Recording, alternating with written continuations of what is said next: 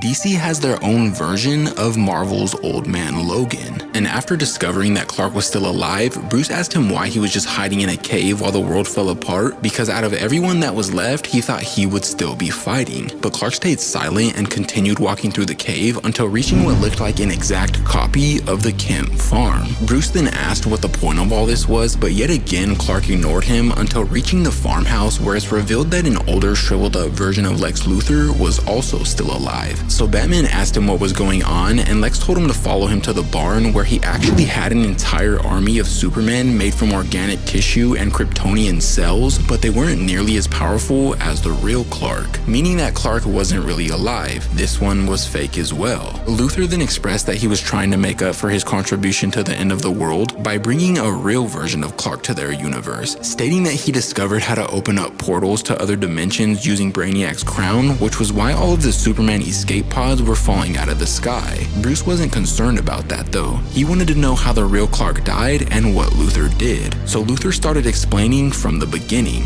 One day he asked Clark if he would debate him in front of the world, a debate of good and evil, with the winner being decided by the people of the world, and whoever lost would be killed by kryptonite shards underneath the ground. When the day finally came, Clark gave the speech of all speeches, an argument for justice that was so good that Luthor knew he lost. But while standing there waiting to be killed, something went wrong. Clark was killed instead of Luthor, but it wasn't Luthor's fault. The other villains actually turned on him, and the rest was history after that. Without a Superman, the world collapsed even further until becoming what it was today. Luthor felt an immense amount of guilt though, and repeatedly tried over and over to bring back another version of him, but nothing more than Clark's ashes were brought along with each escape pod that came through the portals. Moments later, one of the fake Clarks interrupted them, smashing both of them through the window and bringing them to Scarecrow and Bane because somehow Omega had taken control over its mind. Scarecrow then ordered the android version of Clark to kill Bruce, so he lifted him above his head in an attempt to do so, but before he could execute, Diana came out of nowhere, saving Bruce's life by slashing Clark's entire upper torso and then cutting off his head. But sadly, that's when this part comes to an end, but if you want to see what happens next, let me know in the comments down below.